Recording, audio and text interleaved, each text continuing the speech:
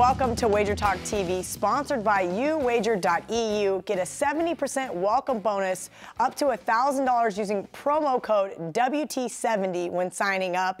Guys, I'm Kelly Stewart, joined today by Marco D'Angelo at Marco in Vegas and Gianni the Greek, Vegas runner, ace. I don't even know what to call you. You have so many great nicknames.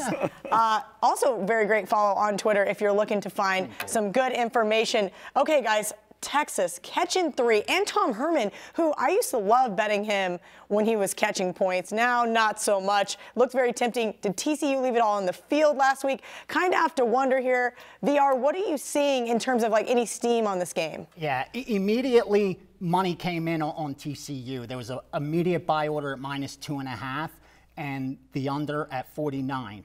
I'm on that you get accounts for these groups, but then if you get to a point where you move enough money, you get into their instant message thing. It's this thread where you see all kind of stuff. Make a long story short, so even if they don't bet a game through my accounts, I get to see what they're on. And I saw they got down on TCU at 2.5. But what that tells me is it may simply be a case where they're getting out ahead of the market. You know 8 out of 10 tickets are going to be written on the TCU side come Saturday.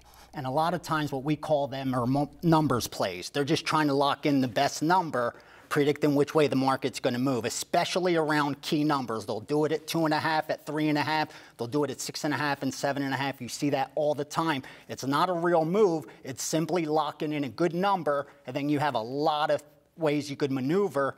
We saw 3.5 on the board. But the total, that's legit as they come. Every time one of the books hung a 48 up, somebody hit it. A different group was looking for that under 48. So that's why you're seeing 47.5s, except at those shops that don't cater to wise guys and kick them out.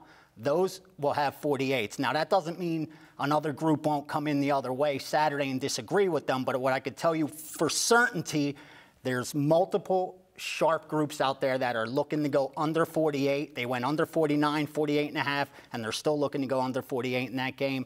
And as far as the TCU steam, personally, I don't think that's legit based on the fact most of the power ratings from guys I respect have Texas as close to a top 20 team, not unranked like the AP poll.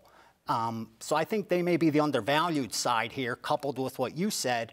Did they leave it all on the field? While Texas, coming off a big win against USC, have a lot of momentum going forward. So I wouldn't be surprised to see a move come in on Texas come Saturday, especially at 3.5. Man, Marco, I mean, V already hit on it, but Texas looked so great in that second half versus USC. Looked like a Texas team that I think a lot of people expected them to be.